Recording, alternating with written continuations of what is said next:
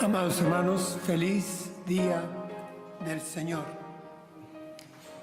La palabra crisis, una palabra griega, significa ruptura, separación, inclusive destrucción. De ahí que entonces,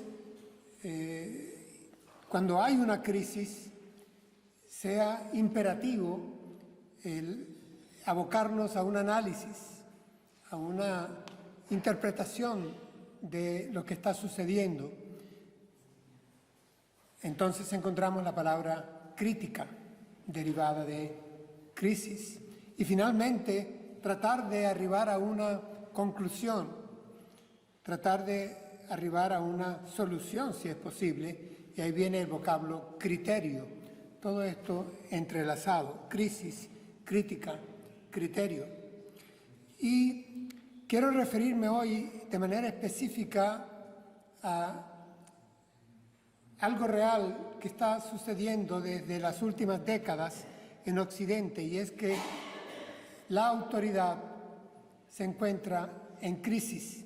Hay crisis en la autoridad. Es el título que he asignado a nuestra reflexión para esta mañana.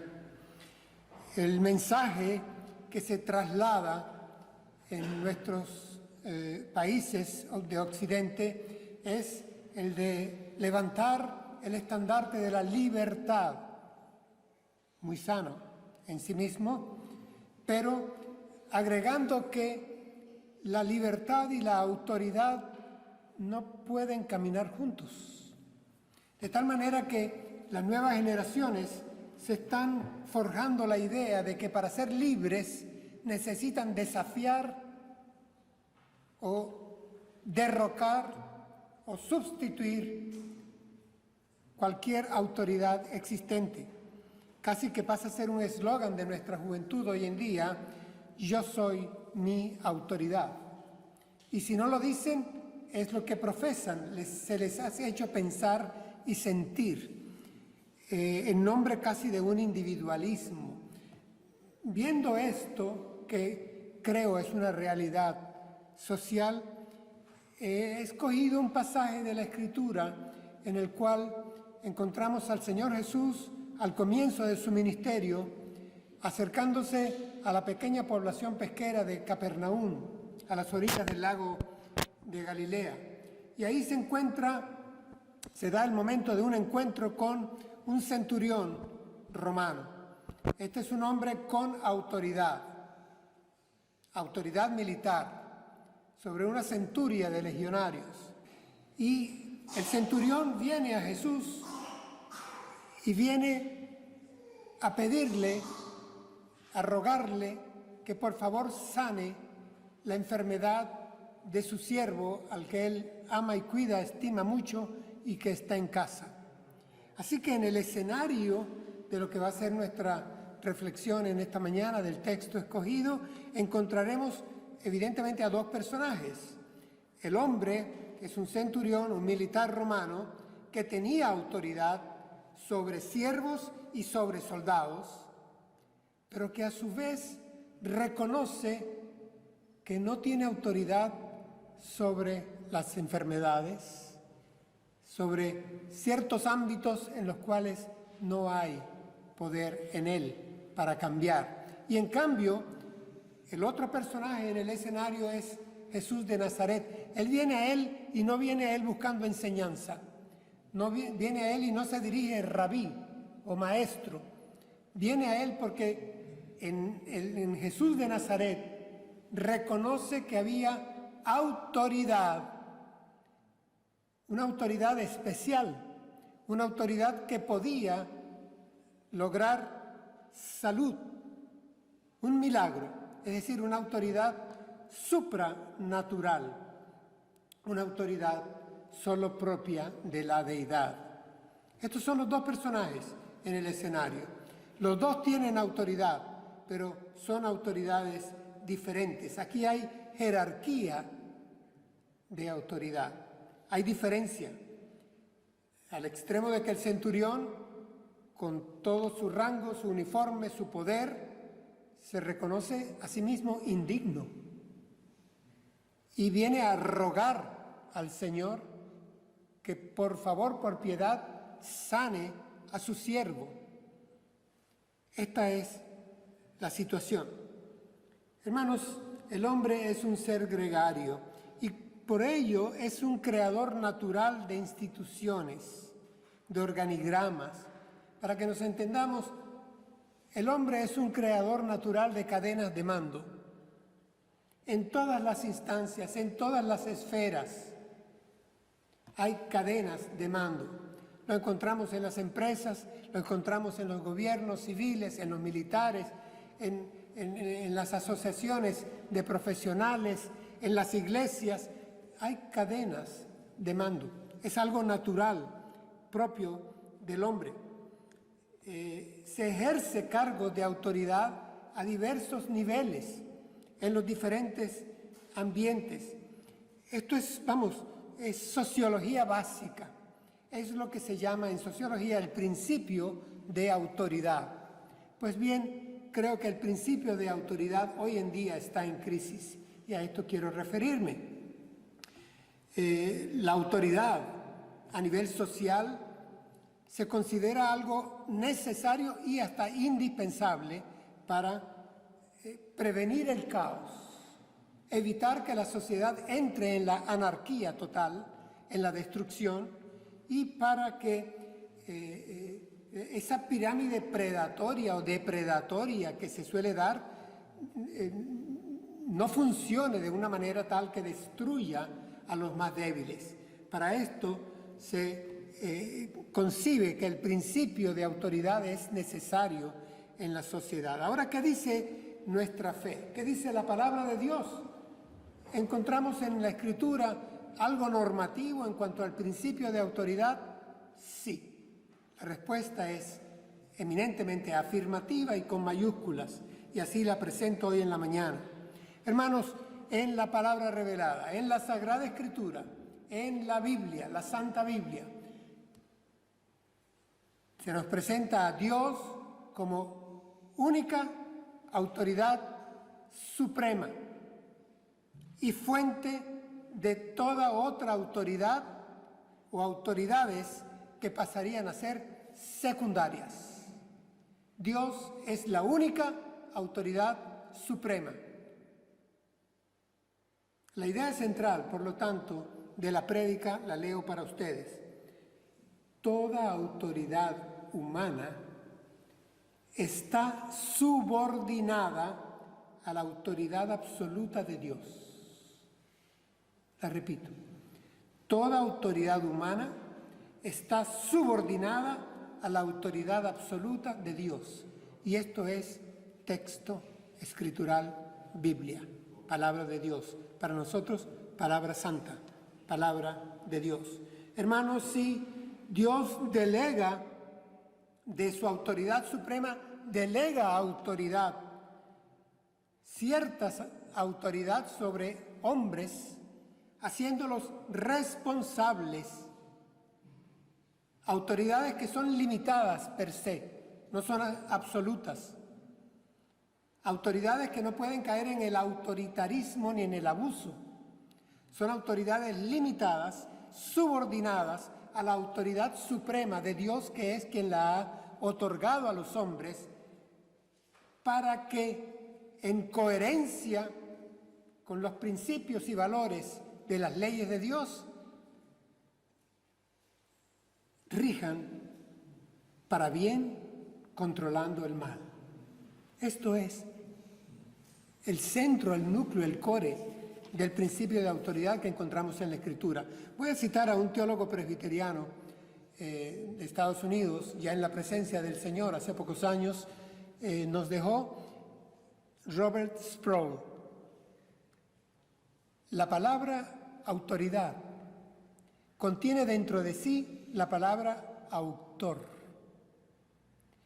Dios es el autor de todas las cosas sobre las cuales tiene autoridad. Todo poder en este universo está subordinado a Él. Autoritas lleva como núcleo lingüístico, como vocablo raíz, autor. Es decir, Dios tiene autoridad por ser el creador, el propietario, el fundador, el dueño de toda la creación. Por lo tanto, la autoridad suprema reside en Él y en más nadie.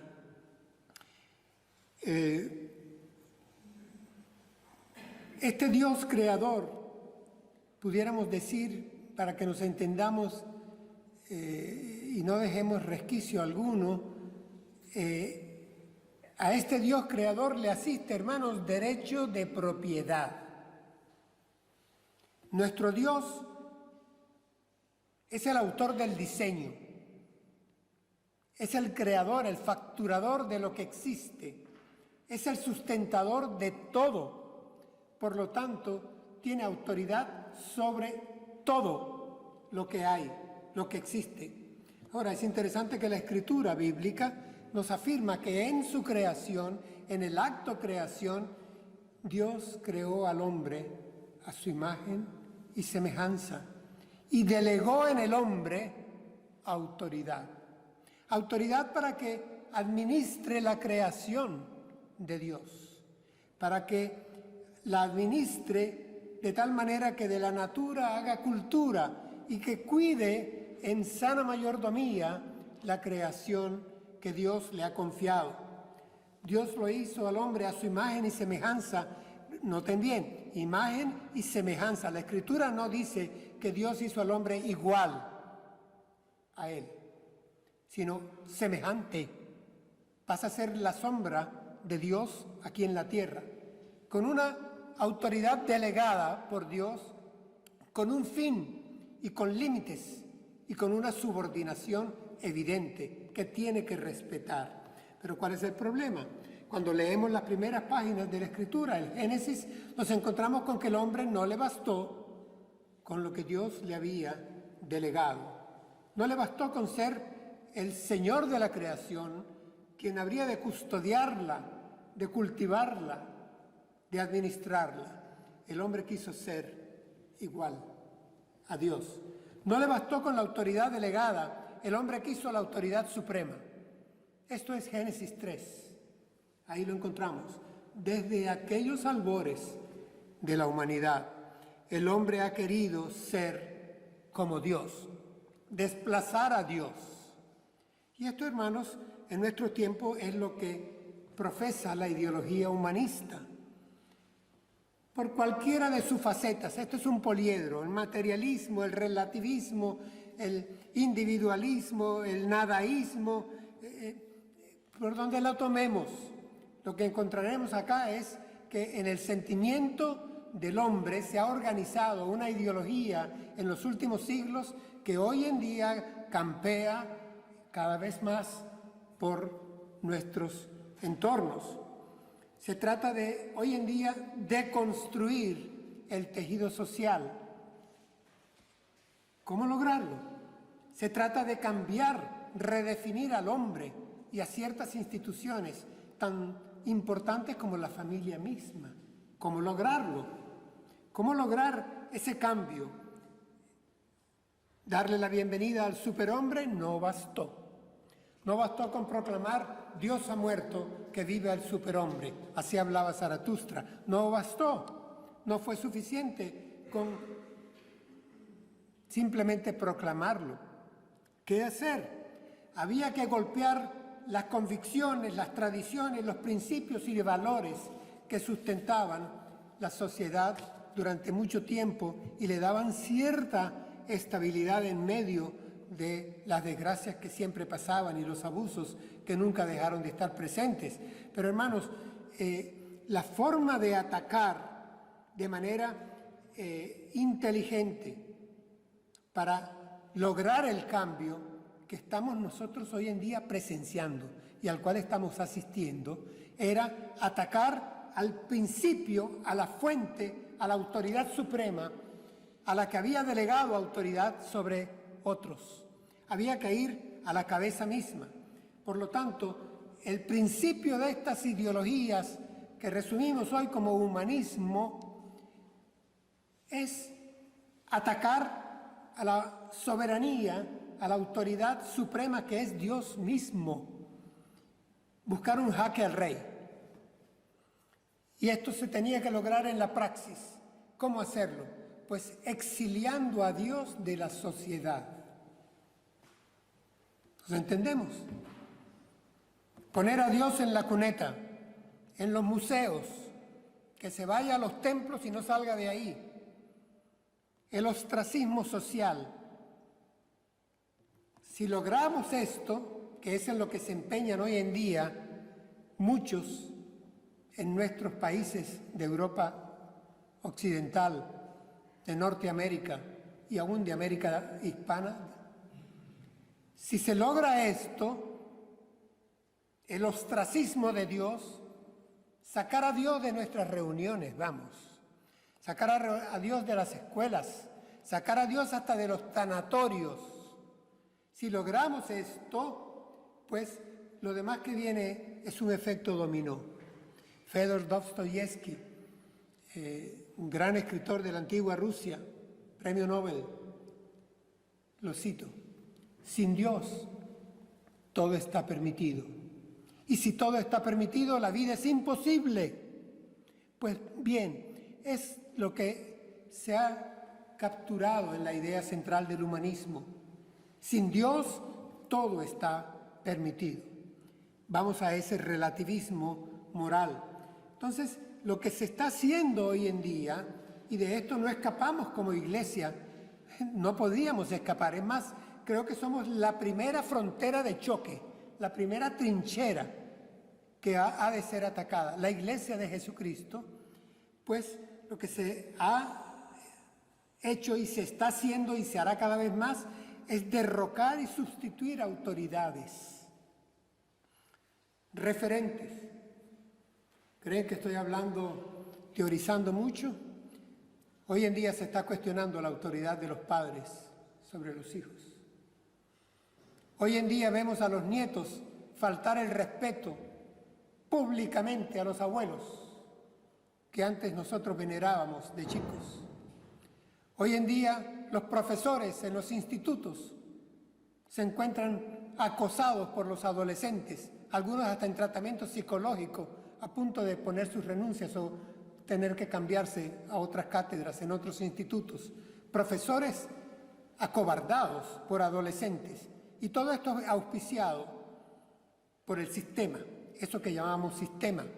Médicos en los institutos de salud, en las emergencias, que tienen miedo de hacer acto de presencia por la violencia de los familiares y hasta de los pacientes a veces. El ataque a la autoridad. Clérigos, jueces, policías, científicos. Hermanos, se recurre hoy en día a la burla, al descrédito, a la violencia incluso física o mediática, al reto, al desafío de la autoridad, en la mayoría de los estamentos y niveles. La autoridad en crisis. Y se están promocionando, por supuesto, nuevas autoridades, nuevas moralidades, nuevas identidades. Asistimos a la emergencia de nuevos colectivos que dicen tener autoridad y exigen para sí privilegios. En la pancarta secularista, hermanos, no tienen lugar ni Dios, ni Jesús, ni la fe. Yo aquí, en una oportunidad, lo dije y hoy lo afirmo. En estas tierras hay cristianofobia. Hablamos de otras fobias, pues incluyamos esta. No somos un colectivo, somos Iglesia de Jesucristo. Pero hay cristianofobia. Todo está en que llegue el momento en que levantemos voz, querramos trascender las puertas de nuestro templo para que la probemos. y la suframos. Si con la rama verde hicieron lo que hicieron, con nosotros tendrán que hacer igual o más. Voy a leer para ustedes los 2 versículos del pasaje al que hice referencia. Reina Valera Contemporánea, Mateo 8, versículos 8 y 9. El centurión le respondió a Jesús: Señor, yo no soy digno de que entres en mi casa, pero una sola palabra tuya bastará para que mi criado sane, porque yo estoy también bajo autoridad y tengo soldados bajo mis órdenes. Y si a alguno le digo que vaya, va. Y si a otro le digo que venga, viene. Y si le digo a mi siervo, haz esto, lo hace. Hasta ahí. Hermanos, ¿qué encontramos en esta lectura? Encontramos a un hombre que es un centurión, un hombre que tiene autoridad, sabe que la tiene y la ejerce. Pero este centurión, este hombre, llama a Jesús Señor. Lo llama Kyrios. ¿Captamos el peso de este reconocimiento por parte de este centurión? Le está dando el título que solo el César ostentaba. Era el Kyrios César. César es el Señor porque es el Filio Deus, es el Hijo de Dios. Aquí el centurión está llamando a Jesús de Nazaret Hijo de Dios. Reconoce la deidad, el señorío, el Kyrios, la soberanía en Jesús de Nazaret.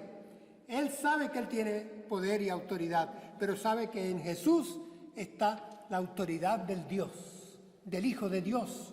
Eso es lo que aquí está. Reconoce la autoridad soberana, la autoridad suprema, al extremo que el Señor Jesús se da cuenta de cuán ejemplar y maravilloso ha sido lo que ha acontecido, que el Señor dice: nunca he encontrado en Israel tanta fe como la que hay en este hombre. Y el Señor Jesús exalta la palabra fe, cosa que hoy en día pasa a ser casi motivo de vergüenza para muchos, que dicen que no quieren tener fe. La fe es algo medieval, quieren es conocimiento. Ignorantes. Algo que me llama la atención es como el centurión, un hombre con autoridad, sin embargo era portador de humildad. Él se reconocía que él tenía una autoridad limitada, una autoridad subordinada, y le dice: yo no soy digno. No soy digno, ahí en griego es: no tengo el valor, no valgo suficiente como para que tú entres en mi casa. Estamos hablando de uno de los rangos más altos en la cadena de mando militar de los romanos, un centurión que dice: yo no soy digno de que tú entres a mi casa.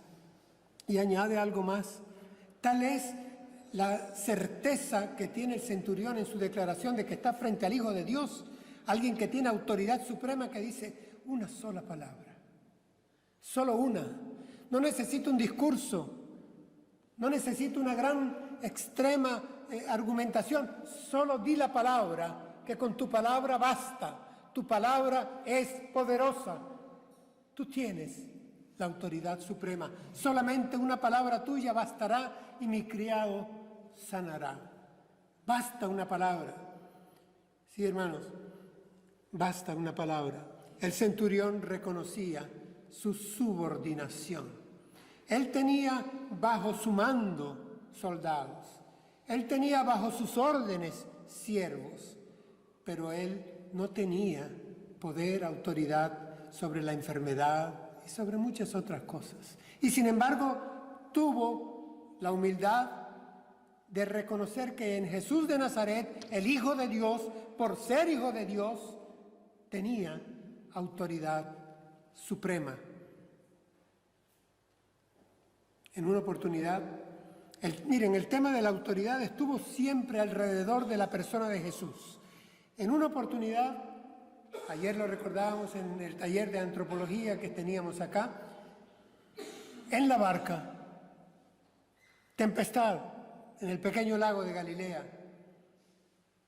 Y una vez que el Señor Jesús reprende al mar, le ordena que se quede quieto y al viento que se calle.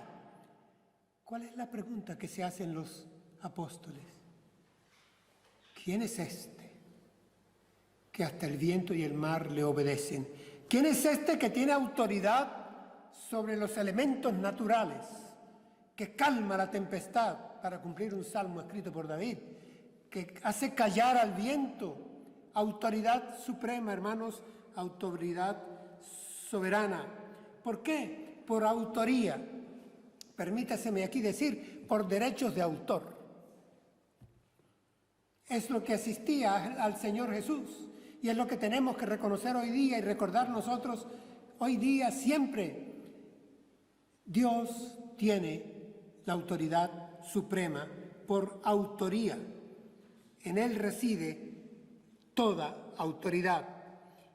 Y ningún nombre, ninguna institución tiene autoridad suprema.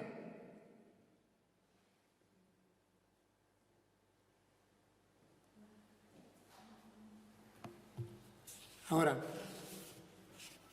acercándonos al momento final del clímax del sermón, tengo que también recordar que Dios no delega autoridad suya sin condiciones. Toda autoridad delegada es y está subordinada a Dios. Toda autoridad delegada es y debe ser limitada. Toda autoridad delegada tiene carácter moral. Toda autoridad delegada es responsable ante Dios. Toda autoridad delegada es temporal. Desde las Sagradas Escrituras, hermanos, desde este pasaje que estamos observando, el de Jesús y el centurión romano,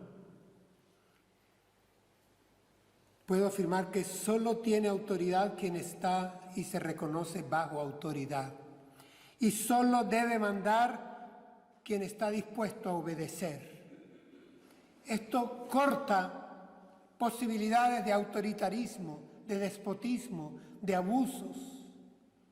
Solo tiene autoridad quien reconoce que está a su vez bajo la autoridad de Dios. Y solo debe mandar aquel que reconoce que debe obedecer las leyes de Dios. ¿Cuál es la razón de la autoridad delegada? Hermanos, promover el bien, limitar el mal, que se mantenga cierto orden, y dentro de ese cierto orden una palabra importantísima. Nos referiremos en un futuro, en otro sermón, para tratar esto bien. Esto no es un momento para un tratamiento temático del tema. Una palabra clave dentro del orden que Dios quiere es subordinación. Hipotasestai en griego. Subordinación. Cuidarnos de la anarquía, pero cuidarnos del autoritarismo. Francis Schaeffer, hermano nuestro en la fe, gran teólogo presbiteriano, analista de la sociedad, ya pasó a la presencia del Padre. Leo de él uno de sus múltiples párrafos de oro.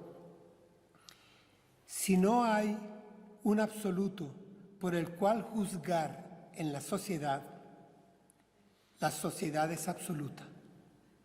Y en ese punto, una arbitraria élite es la que proporciona o impone sus absolutos arbitrarios a la sociedad. Voy a leerla de nuevo.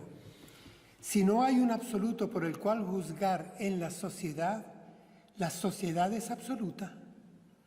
Y en ese punto, una arbitraria élite es la que proporciona o impone sus absolutos arbitrarios a la sociedad. ¿Nos suena esto familiar? Puede que sí. Hermanos, sin redundar, quiero repetir, ningún hombre tiene autoridad absoluta. Ninguna institución tiene autoridad absoluta, salvo la autoridad que le ha sido delegada, que per se es limitada y debe estar subordinada. ¿A qué? A la legislación que solo Dios valida sobre el bien y sobre el mal. Sí, por eso es que con nosotros es difícil dialogar, con los cristianos, con los que creemos que la palabra de Dios es palabra revelada, norma de fe y conducta, es muy difícil llegar a acuerdos. Sí. Una vez le preguntaron al Señor Jesús, los judíos venían contra él de frente y le preguntaron, ¿con qué autoridad haces tú estas cosas? ¿Con qué autoridad haces tú estas cosas? La escritura está en Marcos capítulo 11, versículo 28. Dice que mientras Jesús andaba por el templo, los principales sacerdotes, los escribas y los ancianos se le acercaron y le preguntaron, ¿con qué autoridad haces esto? ¿Quién te dio autoridad para hacerlo? Ellos buscaban si había o no deidad, porque solo reconocerían la deidad suprema. ¿Para sanear el templo y echar a los mercaderes? Sí. ¿Para sanar enfermos, dar vista a los ciegos, hacer andar a los cojos, resucitar a los muertos, echar fuera demonios? Sí. Ante aquella pregunta de los emisarios de Juan el Bautista, ¿eres tú el que había de venir? La respuesta de Jesús es, díganle a Juan que esto está sucediendo. Que la autoridad mía se está mostrando, que el reino de Dios está entrando, porque soy el que había de venir, el Mesías, el Hijo de Dios. Hermanos, se prolonga la noche de la ausencia de Dios, la llamaron los nihilistas, finales del siglo XIX, comienzos del siglo XX. Vamos, 2000 años con un solo Dios es demasiado tiempo, decía Nietzsche. Que viva el superhombre, que venga el hombre a reinar. Pues resulta que lo que ha aparecido hasta ahora son grotescos bocetos, dictadorzuelos a diferentes niveles, desde la familia hasta los más altos estratos con fanfarrias y alfombras. Dictadorzuelos a diestra y siniestra. El desorden sigue instalado. Seguimos al borde del caos. A veces temblamos cuando en los noticieros dice última hora. Porque sabemos que podemos esperar cualquier cosa de estos hombres, de este humanismo que ha desterrado y se ha insubordinado frente a la autoridad suprema de Dios. El efecto cascada está en proceso y va en avance. ¿Y cuál es nuestro deber, hermanos? Como Iglesia de Jesucristo tenemos que recordar a todos los que están en autoridad, desde el respeto, desde la subordinación, recordarles que su autoridad es delegada por Dios, el único soberano, que deben de subordinarse para detener en lo posible el mal y para promover el bien. Y que nosotros a ellos no estamos obligados ni a sujetarnos, ni a obedecerles, ni a ser sumisos. Estamos obligados a estar subordinados, que es lo que dice la palabra. Y sobre eso predicaré en otra oportunidad. La Escritura nos dice que nos subordinemos, no que les obedezcamos en todo, ni nos sujetemos a todo, ni seamos sumisos a todo lo que de ellos venga. Martín Lutero, en una oportunidad crítica frente a las autoridades de su tiempo, dijo: mi conciencia está cautiva de la palabra de Dios. Sí. Y a nosotros la Escritura nos llama a que seamos fieles y obedientes a la autoridad suprema que es nuestro Dios. Ese es un llamado obligado. Miren, las autoridades delegadas con frecuencia creen tener autoridad suprema. Pilato creyó que la tenía sobre Jesús. Y cuando Jesús le guardó silencio, ¿recuerdan lo que Pilato argumenta? ¿A mí no me respondes? ¿Yo que tengo autoridad para librarte o crucificarte? ¿Cuál fue la respuesta de nuestro Señor? Ninguna autoridad tendrías si no te fuera dada de arriba. Y hermanos, nosotros tenemos en la Escritura un mandamiento, y es: cuando haya divergencia, confrontación, nosotros debemos obedecer a Dios y no a los hombres. Nuestro deber está con la autoridad suprema, no con las autoridades delegadas que desobedecen moralmente la subordinación a la autoridad suprema que solo reside en Dios. Que a Él sea la gloria por siempre. Oremos al Señor.